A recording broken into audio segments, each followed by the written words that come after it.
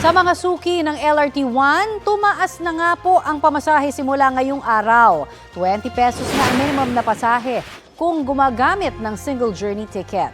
55 pesos naman kung end-to-end o mula Dr. Santos Station hanggang Fernando Po Jr. Station o pabalik. Bahagyang mas mura kung stored value card ang gagamitin dahil 16 pesos ang minimum na pamasahe. 52 pesos naman kung end-to-end. Dinipensahan ng DOTR at Malacanang ang taas pasahe sa LRT1 kahit maraming grupo ang tutol.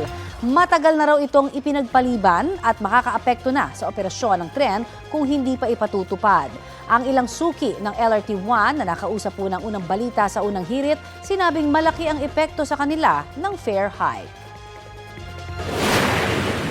Malaking epekto sa ating mga commuters, lalo na sa mga ordinaryong mga Pilipino, no, na ito yung number 1 na transportation namin. Sana po na tulungan kami sa mga subsidy, no, regarding sa pagtaas ng mga pamasahe. Bilang estudyanteng commuter po, para sa akin po mas mahirap po yung dagdag pamasahe ng LRT dahil dagdag expenses po ito. Pero kung mas ikagaganda naman po ito ng serbisyo ng LRT, mas okay naman po.